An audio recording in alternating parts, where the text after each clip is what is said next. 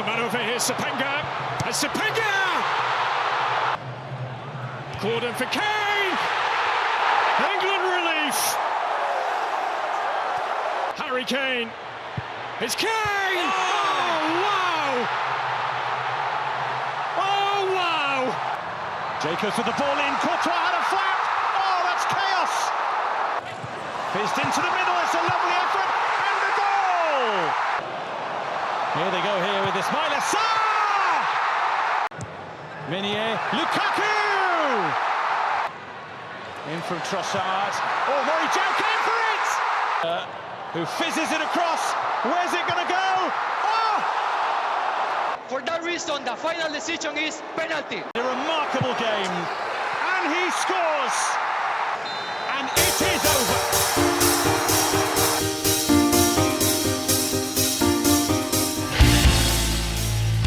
ሰላም ጤና ይስጥልን ክብራትና ክብራን የፍቅር ቃል ዩቲዩብ ተከታታዮች እንዴት ከረማችሁልን? እንዴት ናችሁ? የዓለም ዋንጫው እንዴት ነው?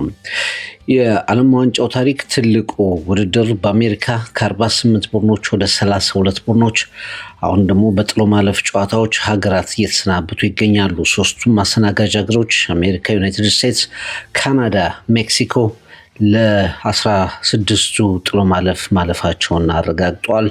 በዚህም የተነሳ እንግዲህ እዚህ ከአሜሪካ በሁሉም አቅጣጫ የሚታየው ድባብ በጣም ድንቅና አስደሳች እየሆነ ይገኛል። ደጋፊዎች በከፍተኛ ቁጥር ወደ ስታዲየሞች እየተንደረደሩ ይገኛሉ። ለመጀመሪያ ጊዜ በዓለም እግር ኳስ ዋንጫ ታሪክ የ32 ቡድኖች የጥሎ ማለፍ ጨዋታዎች እየተከናወኑ ይገኛሉ። የተፈራው እየሆነ አይደለም። በጣም አስደናቂ የሚባሉ የእግር ኳስ ጨዋታዎች፣ ብሔራዊ ቡድኖች፣ ያልተገመቱ ብሔራዊ ቡድኖች፣ የተጠበቁ ግን በልካቸው ያልተገኙ ብሔራዊ ቡድኖችን እያየን እንገኛለን። የአፍሪካ እግር ኳስ በዓለም እግር ኳስ ዋንጫ ታሪክ የተለየ ደረጃ ላይ የደረሰ መሆኑንም ፍንጮች አሳይተዋል። በእርግጥ እጅግ በሚያስቆጭ ሁኔታ የዓለም ዋንጫውን የተሰናበቱ የአፍሪካ ሀገራት አሉ። ለምሳሌ የሴኔጋል ብሔራዊ ቡድን 2-0 በሆነ ውጤት እየመራ በመጨረሻ ደቂቃዎች ላይ 2 ጎሎችን አስተናግዶ በጭማሪ ደቂቃ ደግሞ ፔናልቲ በተፈጸመ ስህተት ፔናልቲ አስተናግዶ 3-2 ተሸንፏል። በጣም የሚያስቆጨው የሴኔጋል ብሔራዊ ቡድንን ተመልክተናል።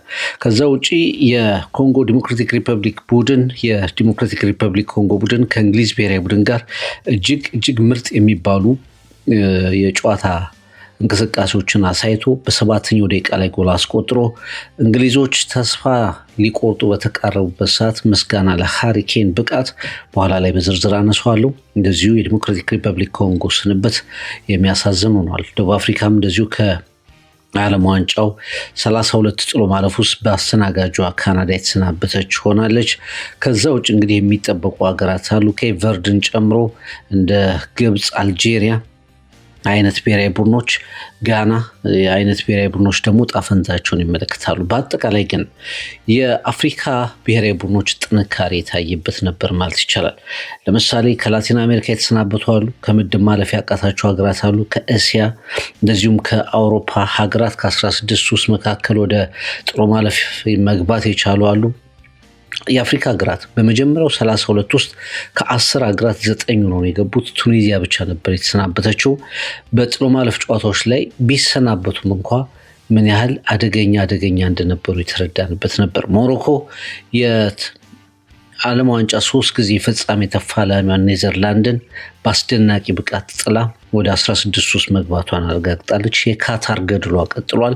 የሞሮኮ ብሔራዊ ቡድን ጉዞ በዚህ ብቻ የሚያበቃ አይመስልም። አስደናቂ ብልጫ ብራዚልንም ኔዘርላንድንም በገጠሙበት ጨዋታ በምድብ ጨዋታዎች ጠንካራ ፍልሚያ አድርገዋል። በጥሎ ማለፍ ለዋንጫው ዘንድሮ አስገራሚ እንቅስቃሴ ያልተገመተ እንቅስቃሴ ያደርጋል ተብሎ የታሰበውን በሮናልድ ኪውመን የሚሰለጥኑ የሆላንድ ብሔራዊ ቡድንን እንደዚሁ በትልቅ ተጋድሎ በአስደናቂ ተጋድሎ ጥለው 16 ውስጥ መግባታቸውን አረጋግጠዋል። የ2022ቱን ሞመንተማቸውን ቀጥለዋል።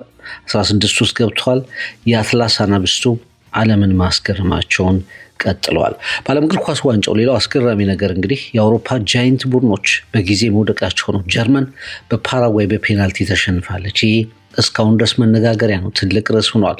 ኔዘርላንድ በሞሮኮ ተሰናብታለች። ጣሊያን አስቀድሞ ለሶስተኛ ተከታታይ የዓለም እግር ኳስ ዋንጫ መብቃት አቅቷታል።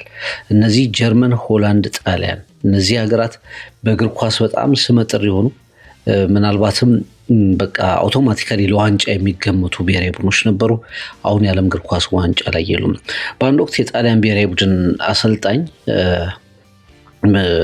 ጋቱሶ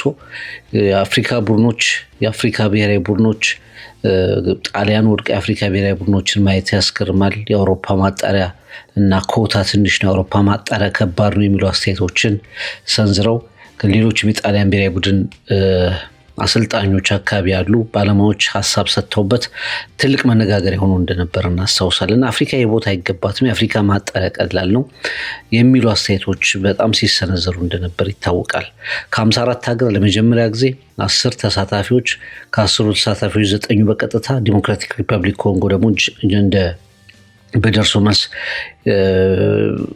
በጥሎ ማለፍ ጨዋታዎች እንደ ናይጄሪያ አይነት ቡድኖችን አሸንፋ ጃማይካን ረታ በ10ኛው ድል በፊፋ ባመቻቸው 10ኛው ድል የገባ ቡድን ነው። እዚህ ከመጣ በኋላ ግን እንዴት አይነት ድንቅ እንቅስቃሴ ከፖርቹጋል ጋር ከእንግሊዝ ብሔራዊ ቡድን ጋር እንዴት አይነት ድንቅ እንቅስቃሴ እንዳሳየ ማሰብ ይቻላል። ከእንግሊዝ ጋር ያደርጉትን ጨዋታ ወደኋላ አነሳዋለሁ። ብቻ በዓለም ዋንጫው እነዚህ ታላላቅ ቡድኖች የተፈተኑበት፣ ያልተጠበቁ ቡድኖች ደግሞ ድንቅ ተፎካካሪ የሆኑበት የዓለም ዋንጫ ትልቅ ነጥብ ሆኖ መነጋገሪያ ሆኗል።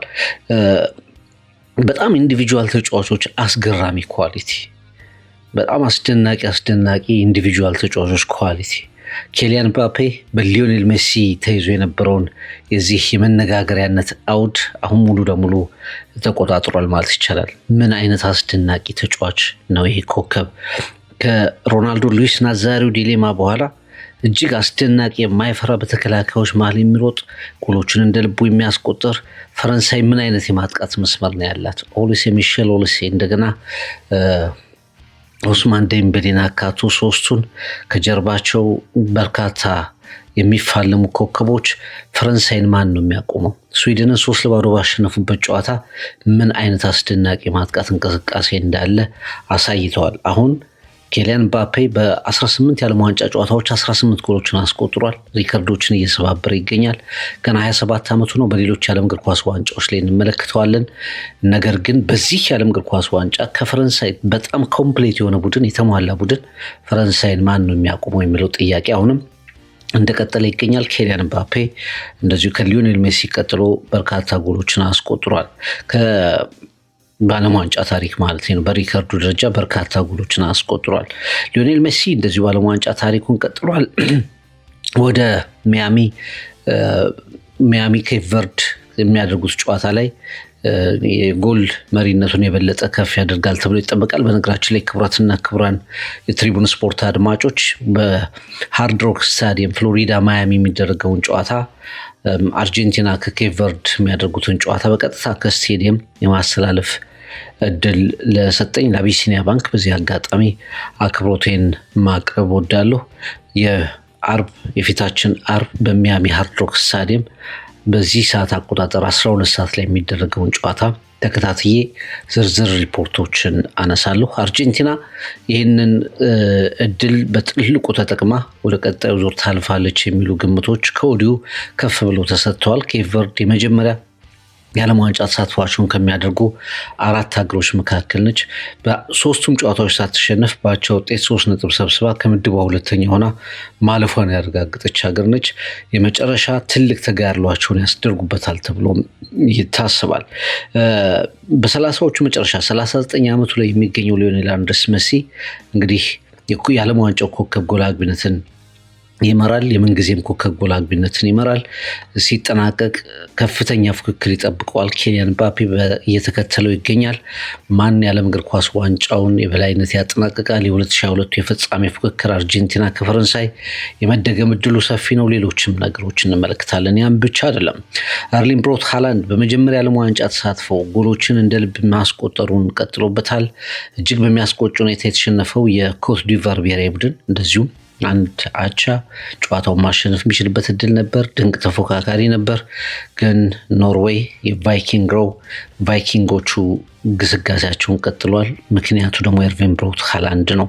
ከዛ ውጭ እንደ ሃሪኬን አይነት ተጫዋቾች ታሪክ መስራታቸውን ቀጥለዋል። ዲሞክራቲክ ሪፐብሊክ ኮንጎ በእንግሊዝ ላይ ያሳየችውን የበላይነት ለመደምደም እንግሊዞች ሃሪኬንን ይፈልጉ ነበር። የእሱን አስደናቂ ጎል የማስቆጠር ብቃት ይፈልጉ ነበር። 84 ኢንተርናሽናል ጎሎችን ለእንግሊዝ ብሔራዊ ቡድን አስቆጥሯል። የእንግሊዝ ከፍተኛው ኮከብ ጎል አግቢነቱን እያጠናከረ ሄዷል። ሃሪ ኬን እጅግ እንግሊዝ በምትፈልገው ሰዓት ተገኝቶላታል።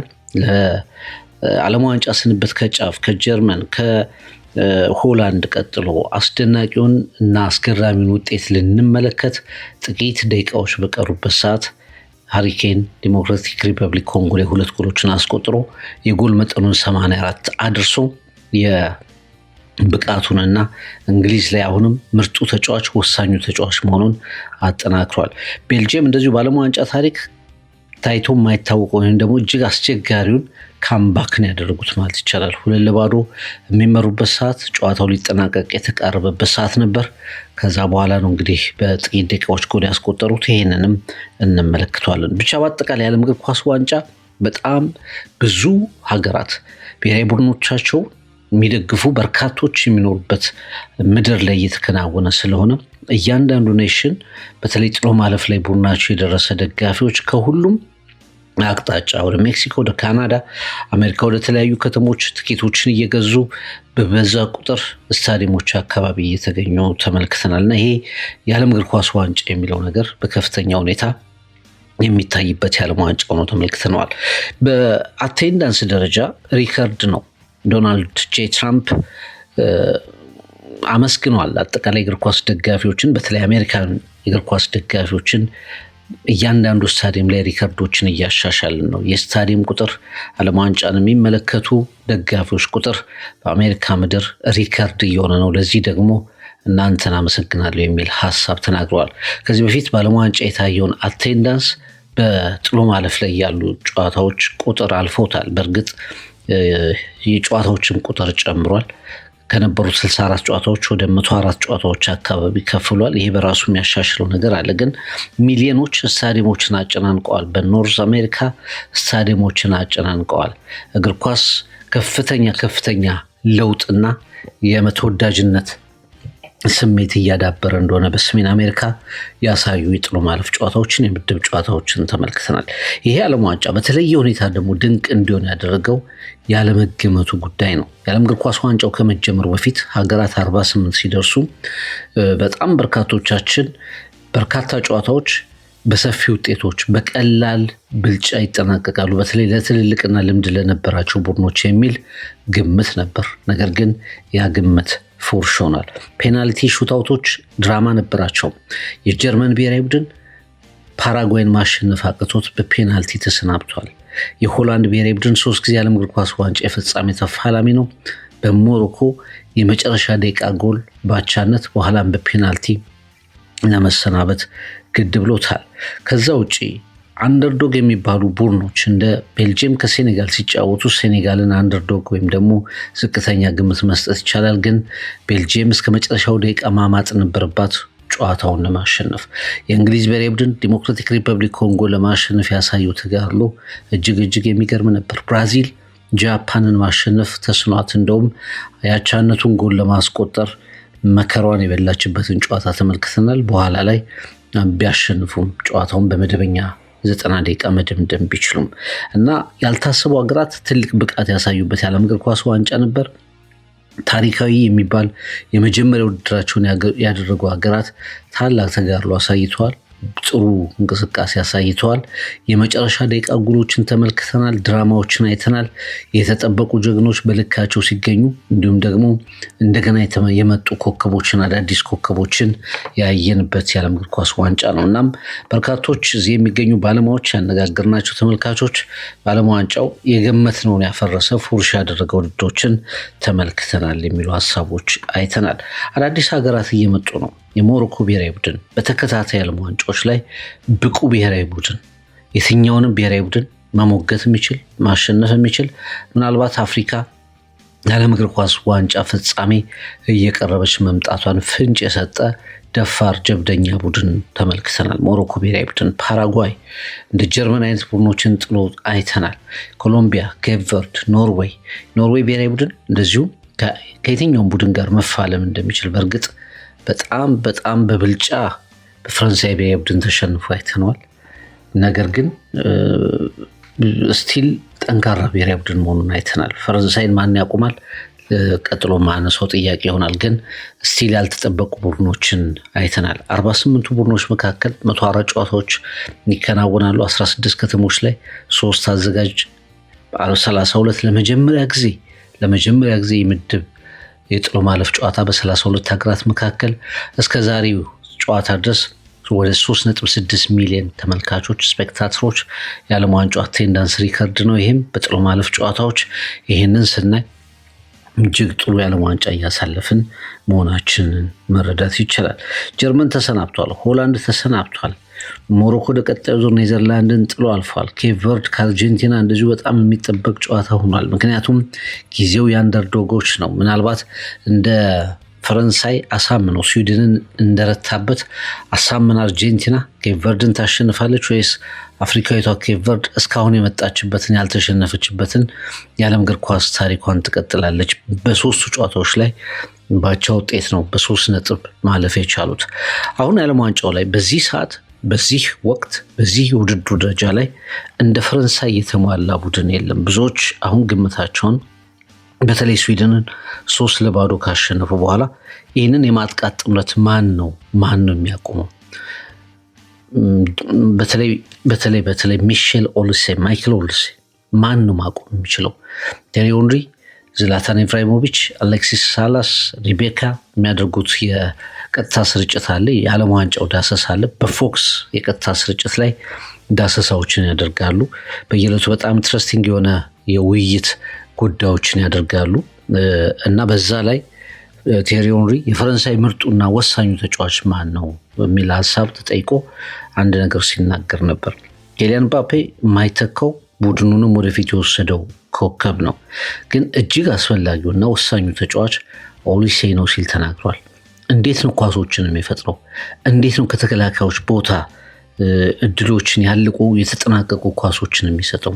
ራሱ ጎል ማግባት የሚችል ተጫዋች መሆኑን በደንብ የሚያሳዩ ሙከራዎችን ደጋግሞ አድርጓል። በስዊድን ጨዋታ በግብ ጠባቂ በራሱም ስህተት ጎል አላስቆጠር ይሆናል እንጂ አሲስቶቹ የቡድኑ የተጠቀጠቀ የተከላካይ መስመር ለማስከፈት ያለው ብቃት ኬሊያን ምባፔን የሚያነብበት መንገድ የሁለቱ ተጫዋቾች ኬሚስትሪ፣ በዛ ላይ ኦስማን ዴምቤሌ ዲዲዬ ዴሾ እንደፈለገ ማድረግ የሚችልበት የተጫዋቾች አማራጭ ያለው ቡድን ነው። ፈረንሳይ እንደፈለገ መሆን የሚችል ቡድን ነው ብለው ይገልጹታል። ይህም ቡድን ማን ነው የሚያቆሙ? አንደኛ አርጀንቲናና ሊዮኔል ሜሲ የሚሉ አሉ። ምክንያቱም የአርጀንቲና ብሔራዊ ቡድን አንድ ትልቅ ኤክስፒሪየንስ አለው፣ የቶርናመንት ኤክስፒሪየንስ ያለው ኮፓ አሜሪካን የዓለም እግር ኳስ ዋንጫን በተከታታይ ያሸነፈ ቡድን ነው። በምድብ ጨዋታዎች ላይ ልክ እንደ ፈረንሳይ 9 ነጥብ ይዞ ያለፈ ቡድን ነው። ተጋጣሚዎቹን በደንብ አሳምኖ መርታት የመቻል ፖቴንሻል አለው ተብሎ የሚገለጽ ቢያንስ ባላንስ የሆነ በማጥቃቱ በመከላከሉ በኩል ባላንስ የሆነ ቡድን ነው እንደ ቡድን እንጂ ሊዮኔል ሜሲ ተነጥሎ የሚታየው ተጫዋች ሊሆን ይችላል። ግን አርጀንቲና ስቲል እንደ ቡድን ያለው ኳሊቲ ጥሩ ነውና ፍራንስ ከአርጀንቲና የሚገናኙ ከሆነ ይሄ ምናልባት የአርጀንቲና ብሔራዊ ቡድን ከፈረንሳይ እኩል መቆም ይችላል ብለው የሚናገሩ አሉ። ብራዚል ሌላኛውን ቡድን ነው ብለው የሚያስቀምጡ አሉ። ግን ብራዚል 32 ውስጥ ጃፓንን ለማለፍ ያየውን ፈተና ከሞሮኮ ጋር በምድብ ጨዋታ የነበረው ፈተና ከሁሉ በላይ ደግሞ ብራዚል የሚታወቅበት ጆጎ ቦኒቶ ክሬቲቭ ወርልድ ወይም ደግሞ የብራዚል ቢዩቲፉል ፉትቦል የለም ሙሉ ለሙሉ የጠፋበት ጃፓንንም እንደውም በክሮሶች በረጃጅም ኳሶች የጃፓንን የቁመት እጥረት ተክለሰውነት በመጠቀምም ጭምር የሚያሸንፍ ቡድን ተመልክተናል። የካዝሜሮን ሄዲንግ ማግኘት ነበረበት ጎል ለማስቆጠር ብራዚል። በኋላ ሁለተኛው ጎል የተሻለ ክሬቲቪቲ ነበረው፣ ግን ምን ያህል የተቸገረ ቡድን እንደሆነ አይተናል። በፈረንሳይ ብሔራዊ ቡድን በጣም የተለየ ዲዛይር ሄደው የተቀይሮ ነው የገባው። ሪያን ሼርኪ እንደዚሁ ተቀይሮ የገባ ተጫዋች ነው። በርካታ ተጫዋቾች ተቀይረው የሚገቡበት ቡድን ነው። የተለያየ ካራክተር ያላቸው ተጫዋቾች አሉት እና የእንግሊዝ ብሔራዊ ቡድን ሌላኛው አሁን እስካሁን እያለፉ የመጡ ቡድኖች ነው። ግን አሁንም እግር ኳስ ወደ ቤቱ ይመጣል ትልቅ ጥያቄ ነው።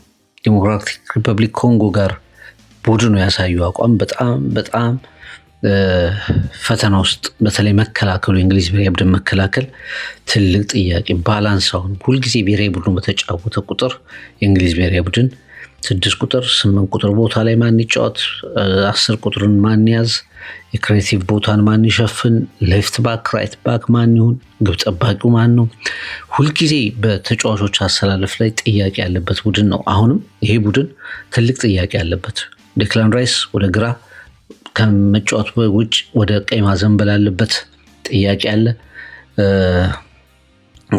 አንደርሰን ብቸኛው ሆልዲንግ ሚድፊልደር መሆን አለበት። ራይስ ወደ ቀኝ መምጣት መቻል አለበት። በኋላ ላይ ደግሞ እንግዲህ መጀመሪያ ማን መግባት አለበት የሚሉ ጥያቄዎችም ጭምር ቡድኑ በተለይ በቀኝና በግራ አማካዮችን ዊንገሮችን በጣም የሚጠቀም ቡድን እንደሆነ ይታወቃል። ማዶኬ እና ራሽፎርድን በኮንጎ ጨዋታ ላይ ተጠቅሟል። በኋላ ላይ በሳካና እንዲሁም ደግሞ በጎርደን ቀይሮ ገብቶ ነበር። ሁልጊዜ ሁለት እነዚህ ፍላንኮች ላይ የሚተሰለፉ ተጫዋቾችን ወሳኝ እንደሆኑ በደንብ ይናገራሉ ቶማስ ቱሄል እና ግን ማኑ መቅደም ያለበት የሚል ጥያቄ ይነሳበታል። ዴክላን ራይስ ቦታው ላይ አይደለም። ጁድ ቤሊንጋም ክሬቲቭ የሚሆንበት ቦታ ኢፌክቲቭ የሚሆንበት ቦታ ላይ አይጫወትም። ብዙ ጥያቄዎች ይነሱበታል፣ ክርክሮች ይነሱበታል። እንግሊዝ ብሔራዊ ቡድን ግን ይሄ ሃሪኬን ባይኖረው ዲሞክራቲክ ሪፐብሊክ ኮንጎ ማሸነፉ በጣም አጠራጣሪ ነበር። ሃሪኬን ባይኖሩ ባላንስ የመሆኑ ነገር አደገኛ ነው።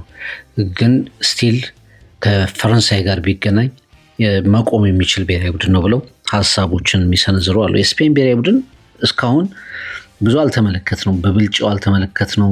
ግን ሁልጊዜም ስፔን ነገሮችን የሚቀይሩ ኢንዲቪጁዋል ኮከቦች በተለይ ተለቅ ያሉ ጨዋታዎች ላይ ሲመጡ ደግሞ በልክ የሚገኝ ብሔራዊ ቡድን በተደጋጋሚ ያሳይታለች። የዓለም ዋንጫ የአውሮፓ ዋንጫ ሻምፒዮን ናቸው። 2024 የአውሮፓ ዋንጫ ሻምፒዮን ነው ላፉሪያሮ። አሁንም ደግሞ ያንን ማሳየት የሚችል ቡድን ነው። እንግላንድ ከስፔን ብሔራዊ ቡድን እንግዲህ በተለይ በፖሴሽን ቤዝድ የተሻለ ቡድን ነው። እንደ ፈረንሳይ አይነት ቡድኖችን ቢገጥም ስፔን ኳስ በመያዝ ጭምር የፈረንሳይን እንቅስቃሴ ዶሚኔት ማድረግ የሚችል ለብሎችን ሊያስቸግሩ የሚችሉ በጣም ተሰጥኦ ያላቸው ኮከቦች ያሉበት ቡድን ነው የሚሉ አሉ። ከዛ ውጭ እንግዲህ እንደ ፖርቹጋል አይነት ብሔራዊ ቡድኖች እንደ አርጀንቲና አይነት ብሔራዊ ቡድኖች ገና ከፈረንሳይ አስቀድሞ ገና ሌላ ዕጣ ይጠብቃቸዋል። 16 ጥሎ ማለፍ ውስጥ መግባታቸውን መጀመሪያ ማረጋገጥ ይገባቸዋል። እስካሁን ብዙ የተባለለት የፖርቹጋል ብሔራዊ ቡድን በልኩ አልተገኘም። ወሳኝ ጨዋታ ነው የሚጠብቀው ከክሮኤሽያ ጋር። ያንን ጨዋታ ማሸነፍ ይኖርበታል። ክርስቲያኖ ሮናልዶ እና ያንግ የሆነው የቡድኑ ተጫዋቾች በአንድ ላይ መምጣት አልቻሉም፣ መዋሃድ አልቻሉም። እውነተኛ ኮንቴንደር መሆናቸውን እስካሁን ማረጋገጥና ማተም አልቻሉም። እውነተኛ ተፎካካሪዎች ናቸው የሚለውን ለማየትም የጥሎ ማለፍ ጨዋታዎች በጣም በጣም አስፈላጊዎች ናቸው። እንደ ኖርዌይ፣ ፓራጓይ፣ ሞሮኮ አይነት ቡድኖች ደግሞ በጣም አስደናቂ ውጤቶችን አስመዝግበዋል። ያልተጠበቁ ውጤቶችን አስመዝግበዋል። ማን ያውቃል የሚጓዙበትን ርቀት። ሞሮኮ የ2022 የሰሚ ፋይናል ተፋላሚ ነበር። ለዓለም ዋንጫ ፍጻሜ ላለመድረስ ጉዞ የተገታው በፈረንሳይ እንደነበር እናስታውሳለን። ሞሮኮና ፈረንሳይ የመገናኘት እድላቸው እንደዚሁ አሁን ሰፊ ነው። ወደ ፊት ስንሄድ በጣም ሰፊ እድል አላቸው። ያንንም እንግዲህ አብረን የምንመለከተው ይሆናል ማለት ነው። የዓለም እግር ኳስ ዋንጫ ፈረንሳይ ለምን ስቲል ተመራጭ ሆነች የሚለውን ስንመለከት ለምን የተሟላ ሁሉም ግምቶች ባይባልም አብዛኞቹ ግምቶች አሁን የዓለም እግር ኳስ ዋንጫ ጨዋታው ከተጀመረ በኋላ የሚሰጡ ግምቶች ከታዩ በኋላ የሚሰጡ ግምቶች የፈረንሳይ ብሔራዊ ቡድን ሆነዋል። አንደኛው ኬሊያን ምባፔ ነው፣ ምንም ጥርጥር የለውም። በጣም አስደናቂ ፍጥነት፣ ደስተኛ የሆነ እጅግ ግሩም አጨራረስ የያዘ ኮከብ ሆኖ ተመልክተናል። የፈረንሳይ ብሔራዊ ቡድን ወሳኙ ፖተንት የመጨረሻው ተጋጣሚን የሚገርለው ኮከብ በጥሩ አቋም ላይ ይገኛል። የዓለም ዋንጫ ላይ ሲመጣ የምንመለከተው ኬሊያን ምባፔ በጣም የተለየ ነው። በ18 ዓመቱ የዓለም ዋንጫን አንስቷል። ሩሲያ ላይ ቁልፉ ተጫዋች ነበር። በ2022 የዓለም ዋንጫ ላይ ፋይናሊስት ነበር። በዓለም ዋንጫ ፍጻሜ ላይ ሃትሪክ የሰራ ጀግንነቱን ያሳየ አርጀንቲናን በከፍተኛ ሁኔታ ያስጨነቀ ላለመሸነፍ የመጨረሻውን ተጋድሎ ያደረገ ኮከብ ነበር። አሁን ደግሞ በዚህ የዓለም እግር ኳስ ዋንጫ እጅግ በተለየ ሁኔታ እያንጸባረቀ ይገኛል። ከዛ ውጭ እንግዲህ ቡድኑ በጣም ጥልቀት አለው። በአማካይ ቦታ በመከላከል በጣም ጥልቅ የሆነ ብሔራዊ ቡድን መሆኑን አሳይቷል። እንደ ኦሊሴ አይነት ደግሞ በጣም ክሬቲቭ የሆኑ ነገሮችን ከምንም ተነስተው መደምደም የሚችሉ አይነት ተጫዋቾች አሉ። እንደ ኦስማን ዴምቤሌ አይነት ኮከቦች፣ እንደ ዲዛይሬ ዱዌ በጣም በአማራጮች የተሞላ ብሔራዊ ቡድን ሆኖ እየተመለከት ነው እንገኛለን። አድሪያን ራቢዮ እና ኤሪያል ሸዋሜኒ በደብል ፒቮት እንደዚሁ ጥሩ ሽፋን ለመከላከሉም ጭምር ለማጥቃቱም ሽፋን የሚሰጡ የተንሰላሰለ ቡድን እየተመለከት እንገኛለን እና ፈረንሳይ ማን ነው የሚያቁማት?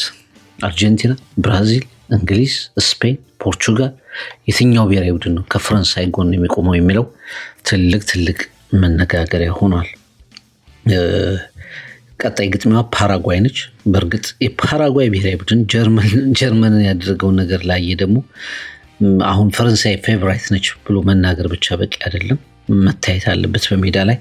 የዘንድሮው የዓለም እግር ኳስ ዋንጫ የማያሳየን ነገር የለም። ወደ እንግሊዝ እናልፋለን። እንግሊዝ ዲሞክራቲክ ሪፐብሊክ ኮንጎን 2-1 አሸንፋለች። በጣም ያልተጠበቀ ድንቅ ፐርፎርማንስ ነው ዲሞክራቲክ ሪፐብሊክ ኮንጎ ያሳዩት። ገና በ7 ደቂቃ ውስጥ 1-0 መምራት ችለው ነበር። ከዛ በኋላ እንግሊዞች ወደ ጌም ለመግባት በጣም ተቸግረው ተመልክተናል። ቶማስ ቱሄል ታክቲካል ፕላናቸው ጎሉን ማግኘት የሚችል ሆኖ አልተመለከትነውም። እንግሊዝ ከጨዋታው በፊት ጥሩ ግምት ተሰጥቷት ነበር። ነገር ግን በጨዋታው ላይ በከፍተኛ ሁኔታ ተቸግሮ ተመልክተናል። ኮምፓክት የሆነ አሰላለፍ ይዘው ይቀርባሉ ብለው ተናግረው ነበር ቶማስ ቱሄል ከጨዋታው በኋላ። በ5-3-2 አቀራረብ ወይም በ5-4-1 ዲያመንድ ቅርጽ ይቀርባሉ። ረጅም ኳስ ይጫወታሉ።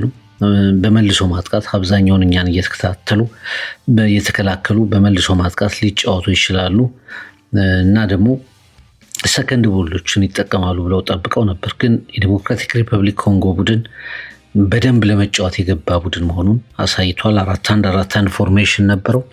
በፖሴሽንም ያን ያህል የተበለጠ ቡድን ሆኖ አልተመለከትነውም። የተረጋጋ ቡድን፣ በተለይ ጎሏን ካስቆጠረ በኋላ በራስ መተማመን የሚሰማው ቡድን ነበር። የመጀመሪያዎቹ 20 ደቂቃዎች ላይ ለእኔ የተሻለው ቡድን የዲሞክራቲክ ሪፐብሊክ ኮንጎ ቡድን ነው። እንግሊዝ ከአፍሪካ ቡድኖች ከሁለቱም ከጋናም ጋር ስትጫወት በምድብ ጨዋታ 0-0 በተጠናቀቀው ጨዋታ በዲሞክራቲክ ሪፐብሊክ ኮንጎ ጋር ስትጫወት እንግዲህ በጣም የሚቸገር ጎል ማስቆጠር የሚቸገር ቡድን እንደሆነ መረዳት ችለናል። የዲሞክራቲክ ሪፐብሊክ ኮንጎ ቡድን ለኤሊት አንደርሰን፣ ለዲክላን ራይስ ኳሶች እንዳይመሰረቱ፣ ፕሮግሬሽን እንዳይኖር፣ ወደፊት እንዳይሄድ በጣም የተሳካ ነገር ሲሰሩ ተመልክተናል።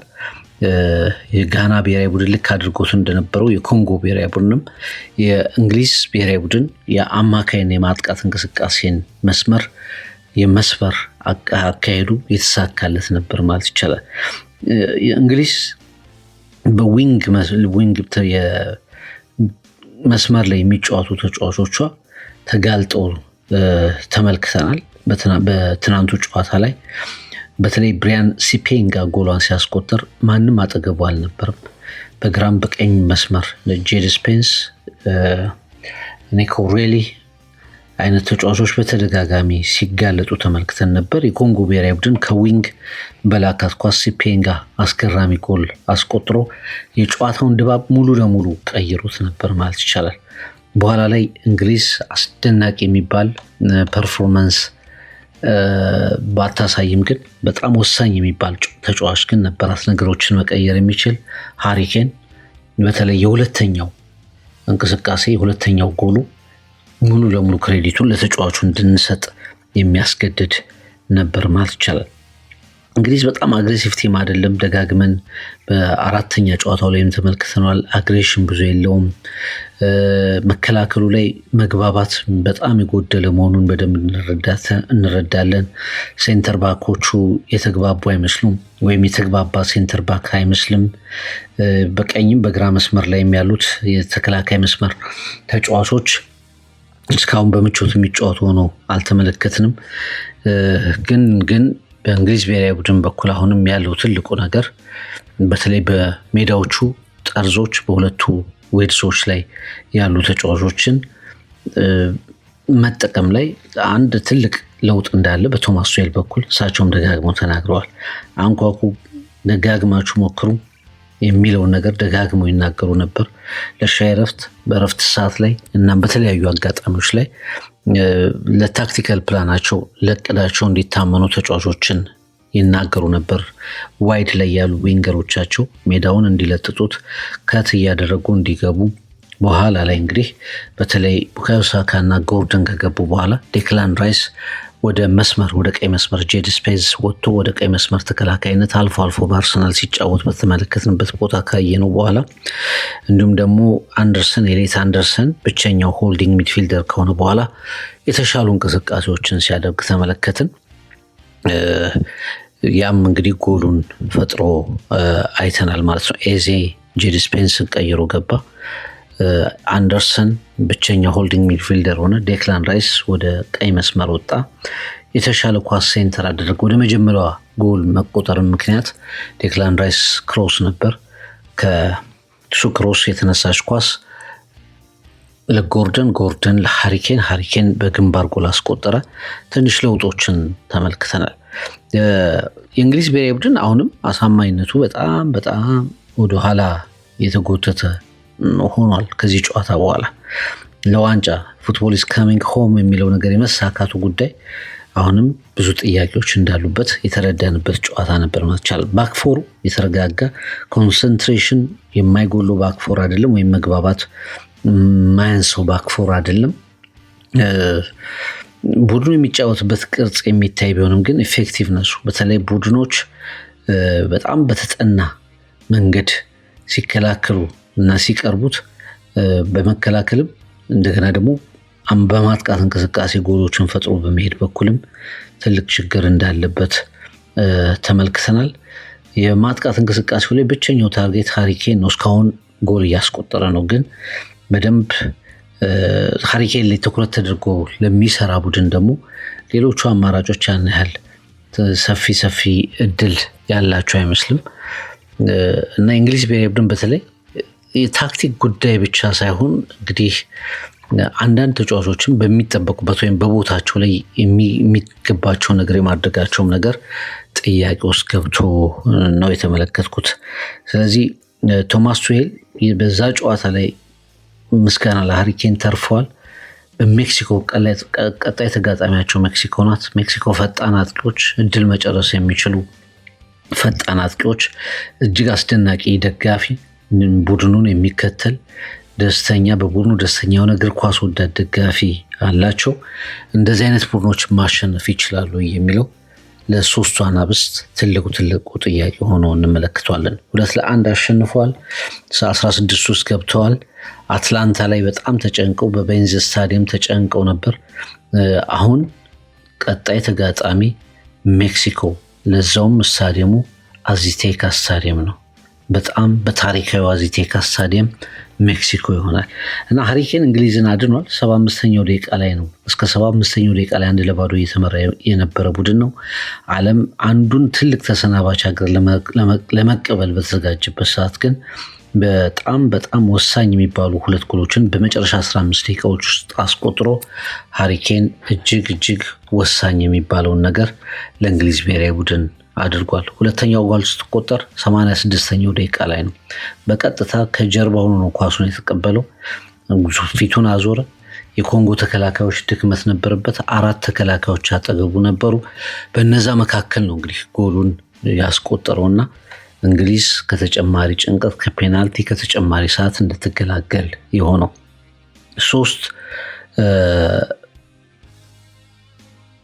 5 ጎሎች ደርሷል ከአጠቃላይ ሃሪኬን 5 ጎሎች ላይ ደርሷል። በምን ጊዜ የሚጎል አግቢዎች ሪከርድ ላይ እንግዲህ 13 ጎሎች ደርሷል። ሊዮኔል ሜሲ 19፣ እንደ ኬሊያን ምባፔ አሁን ደግሞ በደረጃ ስንመጣ 13 ጎሎችን ኢቭን እነ ፔሌን ከመሳሰሉ በርካታ የዓለም ዋንጫዎች ላይ ከተሰለፉ ኮከቦች ከፍ ብሎ መቀመጥ ችሏል። እና የእንግሊዛዊ ኮከብ ጎል አስቆጣሪነት ሪከርዱ በጣም ጨምሯል ማለት ይቻላል። እና የእንግሊዝ ብሔራዊ ቡድን መጥፎ አጀማመር አድርጓል። በ7 ደቂቃ ውስጥ ብሪያን ሲፔንጋ ጎል አስቆጥሮበታል። የመጀመሪያው ሀፍ ፕሮብሌም በጣም በከፍተኛ ሁኔታ ታይቷል። ልክ ጋናም ላይ እንደነበረው ኳሱን ይቆጣጠራል፣ ፖሴሽን አለው። ዴሞክራቲክ ሪፐብሊክ ኮንጎ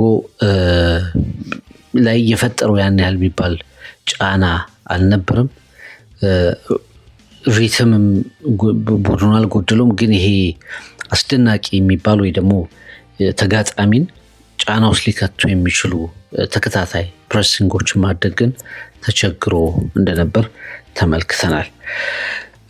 ከዛ ውጭ እንግዲህ በዓለም እግር ኳስ ዋንጫ ላይ እንግሊዝ ከ1966 በኋላ የዓለም እግር ኳስ ዋንጫን ልታነሳ ትችላለች የሚለው እምነት ከጨዋታዎቹ በኋላ ከጋና ጋር ከዲሞክራቲክ ሪፐብሊክ ኮንጎ ከተደረጉ ጨዋታዎች በኋላ ትንሽ የቀነሱ ይመስላሉ። ግን ይሄም አለመገመት ይሄ ትንሽ ዋንጫውም ላይመጣ ይችላል የሚለው ጥርጣሬ ምናልባት ተጫዋቾችን የበለጠ ነፃነት ደግሞ ተጋጣሚዎች ሲቀየሩ አሁን ጋና እና ዲሞክራቲክ ሪፐብሊክ ኮንጎ ተመሳሳይ የሚባል ፎርማት የጨዋታ ስልት ይዘው ነው የመጡባቸውና ያ ትንሽ ሲቀየር ደግሞ ብሔራዊ ቡድኑ ሪትሙን ሊያገኝ የሚችልበት እንደ ሌሎች ተጋጣሚዎች ራሱን ሊቀየር የሚችልበት እድል ሊኖር ይችላል የሚል ነገር አለ። እንግሊዝ ከሜክሲኮ ጋር ነው ቀጣይ ጨዋታዋ። በጣም ድንቅ የሚባል የደጋፊ ድጋፍ አለው ብሔራዊ ቡድኑ። በተለይ የጥሎ ማለፍ 32 ውስጥ ሲያሸንፉ ኢኳዶርን ባሸነፉበት ጨዋታ ላይ ምን ያህል አስደናቂ ድባብ እንደነበረ ስታዲየሙን ተመልክተናል። ሜክሲኮ ሲቲ ላይ ነው የሚከናወነው። ሃይ አልቲቲዩድ ነው፣ ለቡድኖች በጣም ከባድ ነው። እንግሊዝ ይህንን ጨዋታ በደንብ መጠበቅ እንዳለባት ከወዲሁ እየተነገረ ይገኛል። ቡድኑ እድሎችን መጠቀም መቻል አለበት። የሚያጠፋቸውን የሚያባክናቸውን እድሎች ማጥፋት አለበት። ሜክሲኮ 4ቱንም ጨዋታዎች ያሸነፈ ቡድን ጎል አላስተናገደም። ጠንካራ መከላከል ያለው ቡድን ነው። 32 ሙከራዎችን አድርጓል። 6 ኦን ታርጌት ናቸው። ኤክስጂው በጣም ከፍተኛ የሆነ ቡድን ነው እና ይሄ ቡድን በጣም በቁጥር ደረጃ እንግሊዝ ከገጠማቸው ጋናም ሆነ ዲሞክራቲክ ሪፐብሊክ ኮንጎ በቁጥር ደረጃ የተሻለ ቡድን ሆኖ እናገኘዋለን። በፐርፎርማንሱም ደጋፊውን ሳንጨምር በፐርፎርማንሱም የበለጠ ሆኖ እናገኘዋለን። እንግሊዝ ብሔራዊ ቡድን ዲፌንሲቭ ኦርጋናይዜሽኑን ማስተካከል መቻል አለበት። በአራቱ ተጫዋቾች መካከል ያለው ኮሚኒኬሽን ደካማ እንደሆነ ተመልክተናል።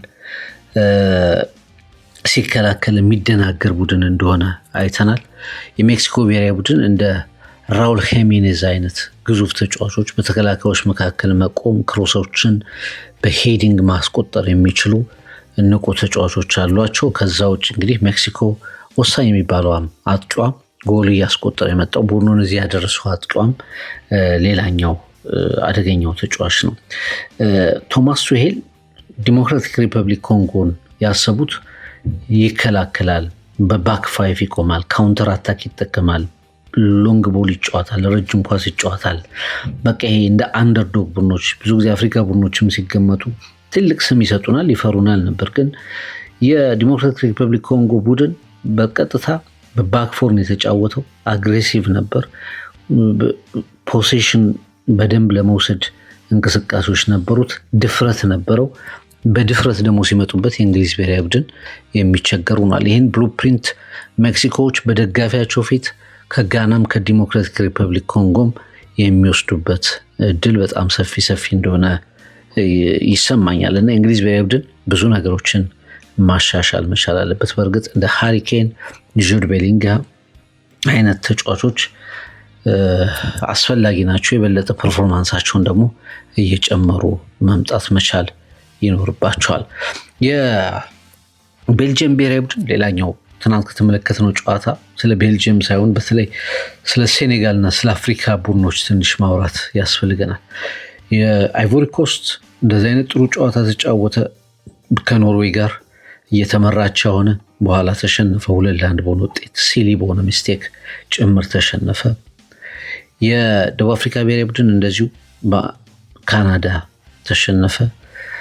የሴኔጋል ብሔራዊ ቡድን የሚያስቆጭ ሽንፈት፣ ዲሞክራቲክ ሪፐብሊክ ኮንጎን ቅድም አንስተናል፣ ከእንግሊዝ ጋር የነበረው የሚያስቆጭ ሽንፈት። የሴኔጋል ብሔራዊ ቡድን ደግሞ የበለጠ የሚያስቆጨው ሽንፈት ነው። ቤልጅየም በዓለም ዋንጫ ታሪክ እጅግ ወሳኙን ካምባክ አድርገዋል።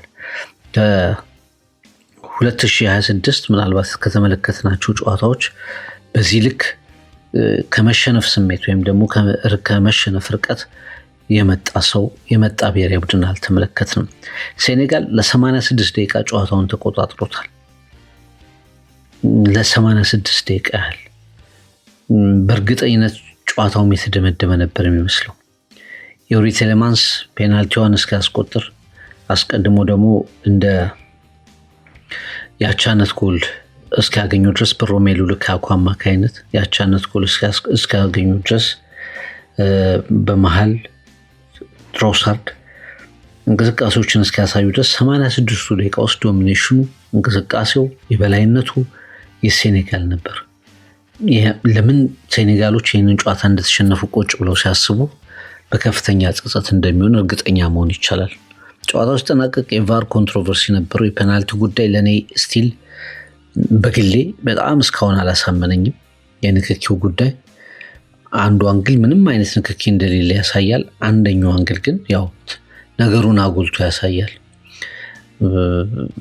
በጣም ሃርሽ የሆነ ፔናልቲ ነው የሚል እምነት አለኝ። ፔናልቲ ሪቪው በጣም ሃርሽ ነው። 5 ጎሎች የተመለከትንበት ጨዋታ ነበር። 2 ጎሎች ጨዋታውን መግደል የሚችሉ ነበሩ። ሀቢብ ዲያራ እንዲሁም ደግሞ ኢስማኤል ሳር ጎሎችን ካስቆጠሩ በኋላ ቤልጅየም በፍጹም የሚያንሰራራበት እድል ያለ አይመስልም ነበር። የቲያው ለውጦች በርካቶች እንዳስቀመጡት እጅግ መጥፎ የሚባሉ ለውጦች ናቸው። ሚድፊልዱን ያዳከሙ እና ለቤልጅየም ማንሰራራት ምክንያት የሆኑ ናቸው፣ የሚያስማሙ ናቸው። ከዛ ውጭ ግን የሴኔጋል ብሔራዊ ቡድን በራሱ ስህተት ግብ ጠባቂ ሁለተኛው ጎል ላይ ጫና ነበረው። ተቀይሮ የገባው ላሚን ካማራ ለሶስቱም ጎሎች ላይ የራሱ ኮንትሪቢሽን ነበረው ማለት ይቻላል።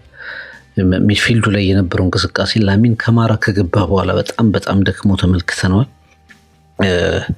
እንግዲህ ብዙዎች የዳኛውን ሳይድ ማርቲኔዝ መጨረሻ ላይ የሰጡትን ውሳኔ ከግምት ቢያስገቡም ግን ለእኔ የሴኔጋል ብሔራዊ ቡድን ትልቁን ስህተት የሰራው በራሱ ውሳኔዎች ነው የሚል እምነት አለኝ። በራሱ ውሳኔዎችም ጭምር ነው ትልቁን ስህተት የሰራው። 3-2 በርካቶች ያመኑት ውጤት አይደለም። የሴኔጋል ብሔራዊ ቡድን ፈጽሞ በዓለም እግር ኳስ ዋንጫ ተሳትፎ ከማይረሳቸው እና ልብን ከሚሰብሩ ነገሮች መካከል አንዱ ነው ብዬ ነው ማምነው። ኢንታየር ማች ኮንትሮል አድርገዋል። ሁሉንም የጨዋታ ክፍለ ጊዜ ተቆጣጥረዋል። የተሻለውን እድል ፈጥረዋል። እርግጠኝነት ነበር ወደ ዓለም ዋንጫው 16 መግባታቸውን በጎልም ጭምር አረጋግጠዋል። በሁለተኛ ጎልም ጭምር አረጋግጠዋል። ነገር ግን ኮንሰንትሬት ማድረግ ባቃታቸው፣ ነገሮችን ማስተካከል ባቃታቸው ጥቂት ደቂቃዎች ውስጥ ሌላ የስሜት ስብራት አጋጥሟቸዋል። በጣም ድንቅ ማጥቃት ነበረው። ሚድፊልድ ሮቴሽኑ ድንቅ ነበር። መከላከሉ ትንሽ ተስተካክሏል። የመከላከል ለውጡ ጥሩ ሆኖ ነበር። ቤልጅየም በፍጹም አደገኛ የሚመስልባቸው አጋጣሚዎች አልነበሩም። በመጨረሻ እንግዲህ በቫር ምክንያት 3ኛ ጎል አስተናግደው ለፔናልቲ እንኳ ሳይደርሱ ነገሮች ለሴኔጋል ተደምድመዋል። ለአፍሪካ ሻምፒዮኖቹ ነገሮች በዚህ ተደምድመዋል። ቫር ፔናልቲ ሰጥቷል። ለእኔ ትልቅ መከራከሪያ ነበር። ደጋፊዎችን በጣም ይህንን ማመን ከብዷቸዋል። እዚህ በነበረው የሚዲያ ዲስከሽን ላይም በሰፊው የተነሳ ነበር። በጣም ቁጥራቸው ቀላል የማይባሉ አያሰጥም የሚሉ አሉ፣ ሌሎችም ደግሞ ያሰጣል የሚሉ አሉ እና ዘንድሮስ ለሴኔጋል አመቱ ብዙ ልክ አይደለም። የአፍሪካ ሻምፒዮን ከሆኑ በኋላ ካፍ በ3-0 ፎርፌ የአፍሪካ ዋንጫ ሻምፒዮንነታቸውን ነጥቋቸዋል። ጉዳዩን ወደ ኮርት ኦፍ አርቢትሬሽን ፎር ስፖርት ወስደውታል፣ ካስ ወስደውታል። ያንን እየጠበቁ ወደ ዓለም ዋንጫው መጥተዋል። ዓለም ዋንጫው ላይ ደግሞ እንደዚሁ ያልተከፈሉ ክፍያዎች፣ የ6 ወር ክፍያ፣ ቦነሶች፣ የዓለም ዋንጫም የአፍሪካ ዋንጫ ቦነሶችን ቡድኑን አምሰውት ቆይተው ነበር። 2 ጨዋታዎችን ከተሸነፈ በኋላ ኡዝቤኪስታን ላይ ባስቆጠራቸው 5 ጎሎች ወደ ጥሎ ማለፉ ገባ። በጥሎ ማለፉ ግን ያልታሰበና ሴኔጋልን የሚመስል ፐርፎርማንስ አሳየ። ደጋፊው ተደሰተ። እግር ኳስ ቤተሰቦች በሚያዩት ነገር መገረም ሲጀምሩ ግን መጨረሻ ላይ ኮላፕስ አደረገ። ቤልጅየም ጎልደን ጄኔሬሽኗ ካበቃ በኋላ በሩዲ ጋርሺያ መሪነት እንደገና መጥተዋል። እንደ ኬቨን ደብሬን፣ እንደ ጀርሚ ዶኩ፣ ሮሜሉ ሉካኩ አይነት ተጫዋቾች፣ ዩሪ ቴሌማንስ፣ ሊያንድሮ ትሮሳርድ አይነት ተጫዋቾች አሏቸው። ሌሎችም ልምድ ያላቸው ተጫዋቾች አሏቸው። በፍጹም ግን ሴኔጋልን መቅረብ ሳይችሉ ተመልክተናል። ኢስማኤል ሳር በጣም በጣም ጥሩ የሴኔጋል ኮከብ መሆኑን አሳይቷል። 4 ጎሎችን አስቆጥሯል። 2 ጎል ብቻ ርቀት ላይ ይገኛል ከኪሊያን ምባፔ፣ ከሊዮኔል ሜሲ 2 ጎል ርቀት ላይ ይገኛል። በጣም ጥሩ ነበር። 2 ጊዜ የግብ አጋጣሚዎችን የሞከሩ ጎል አስቆጥሯል። በጣም ድንቅ ነበር ኢስማኤል ሳር። ከዛ ውጭ ግን በዚህ የዓለም እግር ኳስ ዋንጫ ላይ በዚህ መልክ ጉዟቸው መደምደም አልነበረበትም። እንደነበራቸው ፐርፎርማንስ በዚህ መልክ ጉዟቸው መደምደም አልነበረበትም ብዬ ከማስቀምጣቸው ብሔራዊ ቡድኖች መካከል የሴኔጋል ብሔራዊ ቡድን በቀዳሚነት ይመጣል። በተለይ ሰከንድ ጥሎ ማለፍ ላይ ባሳየው ፐርፎርማንስ የሴኔጋል ብሔራዊ ቡድን ለእኔ ከፊት ከሚመጡት መካከል ነው ብዬ ነው የማስቀምጠው። የዓለም እግር ኳስ ዋንጫው ይቀጥላል። የዓለም እግር ኳስ ዋንጫው በጣም በጣም አስገራሚ ታሪኮቹ ከዚህም በባሰ ሁኔታ ይቀጥላሉ። የጥሎ ማለፍ ጨዋታዎች ከገቡ በኋላ 2ቱ ናቸው ቀለል ብለው የተመለከትናቸው። የፈረንሳይ ስዊድን ሜክሲኮ ኢኳዶርን ያሸነፈችበት። ከዛ ውጭ ግን አሜሪካም ቦስኒያና ሄርዘጎቪናን 2-0 አሸንፋ አልፋለች። ካናዳ አልፋለች። ሜክሲኮ አልፋለች። አስተናጋጆቹ ማለፋቸው ነገሮችን ቀይሯቸዋል። ስፔን ከኦስትሪያ እንደዚሁ ነገ ጨዋታቸውን ያከናውናሉ። ፖርቹጋል ከክሮኤሺያ እጅግ ወሳኝ የሚባል ጨዋታ ያደርጋሉ። ስዊዘርላንድ ከአልጄሪያ በነገው ዕለት የሚደረጉ በዛሬው ዕለት የሚደረጉ ጨዋታዎች ናቸው። በነገ ምለው እዚህ ገና በ8 ሰዓታት ወደኋላ ስለምንቀር ነው እኔ ካለሁበት ዳላስ ቴክሳስ። የፊታችን አርብ በሃርድ ሮክ ስታዲየም ሚያሚ ፍሎሪዳ አርጀንቲና ከኬፕ ቨርድ የሚያደርጉትን ጨዋታ ከስቴዲየሙ በቀጥታ እከታተላለሁ። ይህን ጨዋታ በቀጥታ ወደ እናንተ እንዳደርስ አሜሪካም ድረስ በመምጣት በኒውዮርክ በዳላስ ዘገባዎችን እንድሰራ ከፍተኛውን አስተዋጽኦ ያደርገልኝን አቢሲኒያ ባንክን የሁላችን ኢትዮጵያን ባንክ የአቢሲኒያ ባንክ አጠቃላይ ማኔጅመንቱን ባንኩን በትሪቡን ስፖርት አድማጮች በፍቅር የቃሊቱ ገጽ አድማጮች ከልብ ማመስገን እወዳለሁ። የዓለም ዋንጫው ታሪኮች ይቀጥላሉ። የዓለም ዋንጫውን ከተመለከታችሁ በኋላስ የእናንተ ትዝብት ምን ሆነ? ማን የተሻለ እንቅስቃሴ፣ ማን የተሻለ የሻምፒዮንነት እድል ፈጠረ የሚለውን እንነጋገርበት። ፍቅር የቃሊቱ ገጽን ሰብስክራይብ፣ ሼር፣ ላይክ በማድረግ ቤተሰብነታችንን እናጠናክር።